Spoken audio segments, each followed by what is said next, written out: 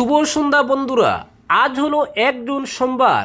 আজকের সন্ধ্যার বিশেষ বিশেষ খবর হলো ডাল, চিনি ও লবণ সরবরাহ প্রকল্প বন্ধ নয়, সাময়িক স্থগিত, আগস্ট থেকে ফের চালু। চলতি বছরই আসামে সেমিকন্ডাক্টর উৎপাদন শুরু হওয়ার সম্ভাবনা, মুখ্যমন্ত্রী হিমন্ত বিশ্বর সঙ্গে বৈঠকে জানালেন অশ্বিনী বৈষ্ণব। মিলছে না জমির এনওসি, আটকে 5 গ্রামের 125 কোটির সেন্টার। ভুয়ো ও অযোগ্য আবেদনকারীদের ছাঁটাই, মহারাষ্ট্রে লাড়কি বহিন প্রকল্প থেকে বাদ প্রায় 80 লক্ষ মহিলা। ইরানে হামলা করা উচিত হয়নি, পরমাণু অস্ত্র ঠেকাতেই অভিযান, স্বীকারোক্তির পরই সুরবদল ডোনাল্ড ট্রাম্পের। বিজেপি ছাড়া আমি বিগ জিরো, বললেন অধ্যক্ষ রঞ্জিত কুমার দাস। অখিল গগৈকে প্রত্যুত্তর। রাজ্যে শীঘ্রই হিন্দুদের পবিত্র ভূমি পুনরুদ্ধার অভিযান, বললেন বিধায়ক শিলাদিত্য দেব। জরাজীর্ণ অবস্থায় চান্ডিঘাট অঙ্গনওয়াড়ি কেন্দ্র, অসন্তোষ চরমে। শিলাবৃষ্টিতে টিনের চাল ফুটো হলেও নেই সংস্কার। গর্ত খুঁড়াই সার, দোলাখালে 2 বছর ধরে নির্মাণ হলো না জল প্রকল্প। আসামের 96.4% পরিবারে বিদ্যুৎ সংযোগ, দাবি মুখ্যমন্ত্রীর। এবং সর্বশেষ খবরটি হলো বৃষ্টি তুষারপাত, বন্ধ কেদারনাথ যাত্রা। এবারে শুনুন বিস্তারিত খবর। মসুর ডাল, চিনি ও লবণ সরবরাহ প্রকল্প বন্ধ করা হয়নি। বাজেট সংক্রান্ত সীমাবদ্ধতার কারণে প্রকল্পটি সাময়িকভাবে স্থগিত রাখা হয়েছে।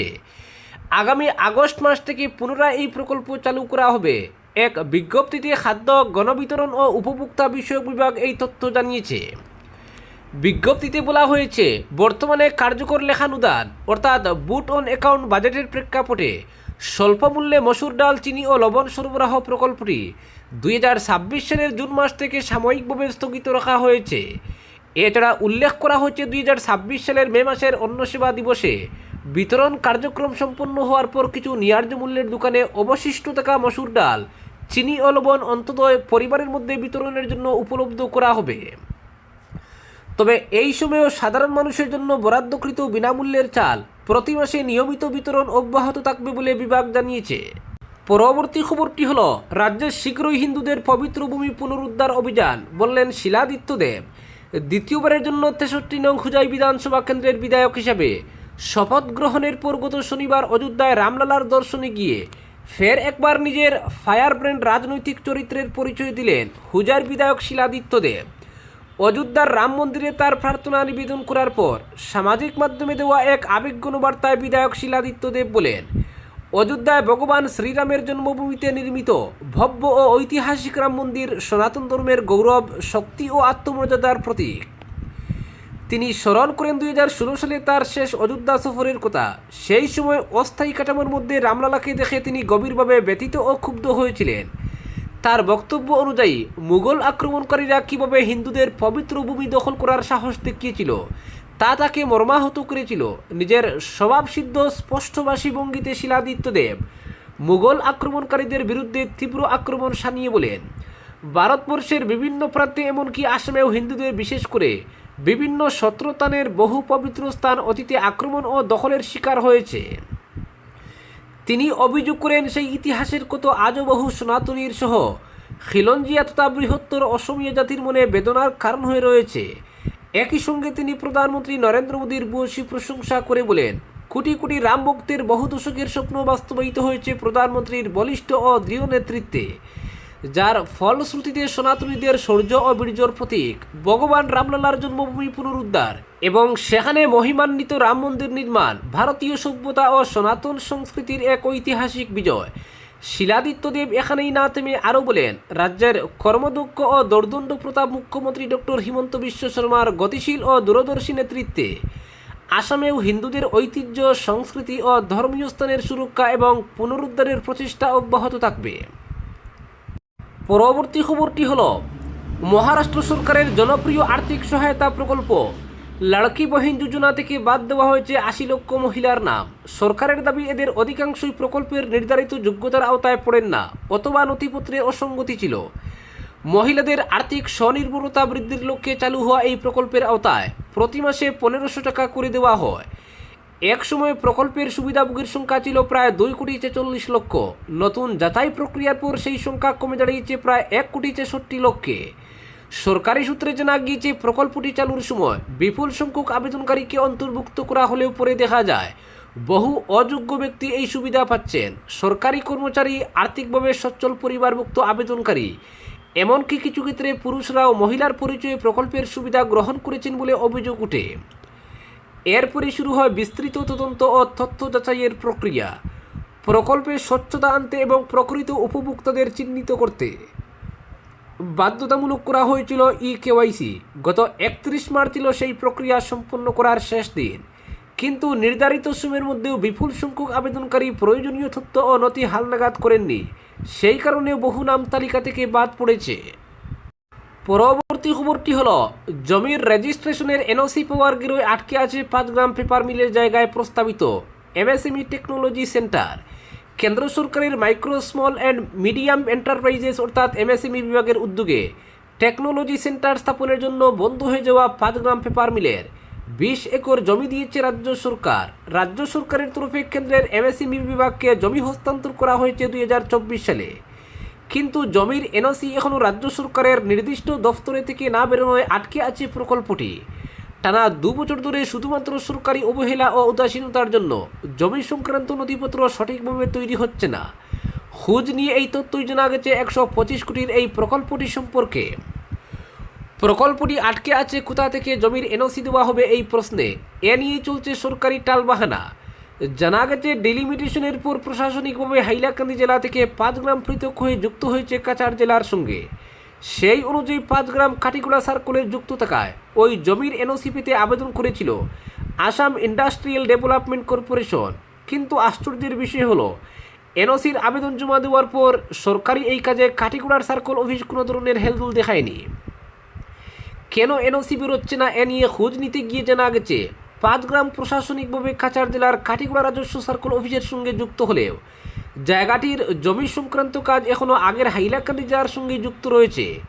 ফলে এনওসি নিতে হবে হাইলাকান্দি জেলার আলগাপুর রাজস্ব সার্কেল অফিস থেকে। বিশেষ সূত্রের খবর হলো, সরকারি বিভাগগুলির এমন অবস্থা যে সরকারি একটি প্রকল্পের কাজেও চলছে চরম গাফিলতি। 5 গ্রামের সরকারি জমির এনওসি যে কাটিগোড়া সার্কেল অফিস থেকে বেরোবে না, এই তথ্য আবেদনকারী সরকারি বিভাগ এআইডিসি এবং এমএসএমইকে জানানোর পর্যন্ত প্রয়োজন মনে করা হয়নি। পরবর্তী খবরটি হলো, বিজেপি বাদ দিলে রঞ্জিত কুমার দাস জিরো। অধ্যক্ষের নিরপেক্ষতা এবং রাজনৈতিক সভায় অংশগ্রহণ নিয়ে বিধায়ক অখিল গগৈ সংবাদ মাধ্যমে যে সমালোচনা করেছিলেন তার প্রত্যুত্তরে এই মন্তব্য করেন রঞ্জিত কুমার দাস। একটি সংবর্ধনা অনুষ্ঠানে অংশগ্রহণ করতে এসে আসাম বিধানসভার অধ্যক্ষ রঞ্জিত কুমার দাস বলেন, বিজেপি বাদ দিলে আমি জিরো। তিনি আরও বলেন, আমি বিধানসভার অধ্যক্ষের পদে ছেড়ে দেব, কিন্তু বিজেপি ছাড়তে পারবো না, সেটা অসম্ভব।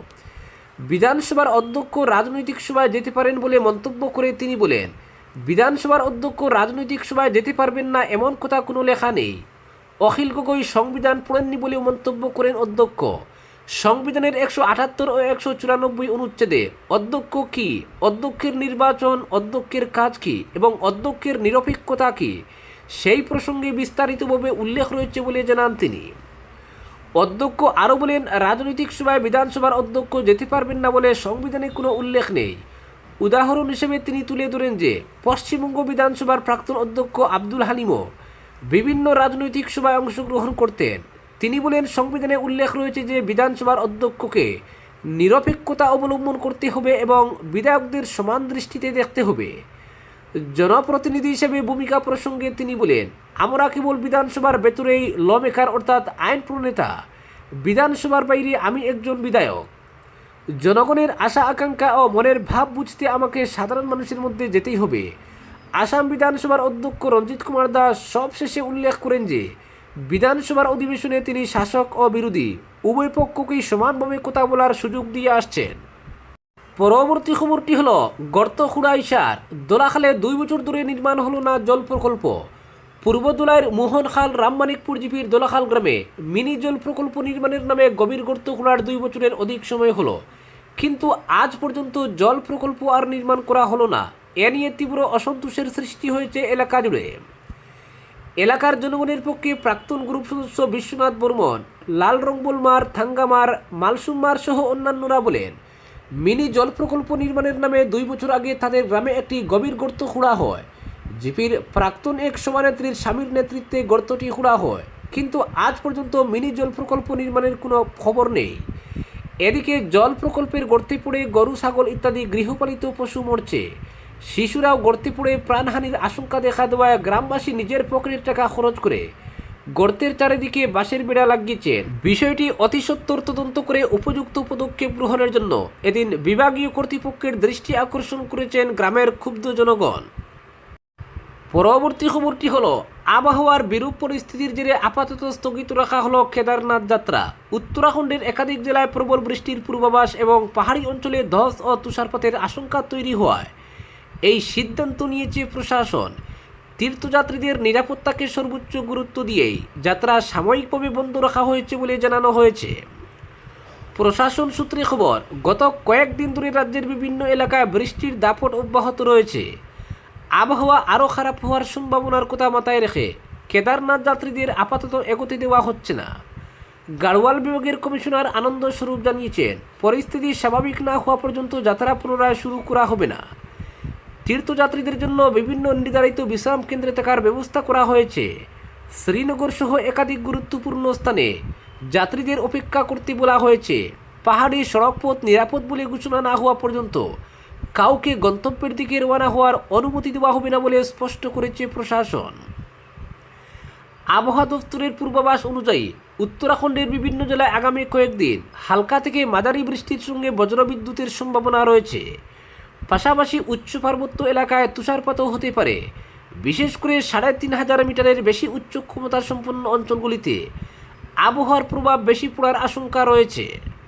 পরবর্তী খবরটি হলো, বিদ্যুৎ খাতে গত এক দশকের উন্নয়নকে সামনে রেখে আসামের ৯৬.৪% পরিবারে বিদ্যুৎ সংযোগ পৌঁছে গিয়েছে বলে দাবি করলেন মুখ্যমন্ত্রী হিমন্ত বিশ্ব শর্মা।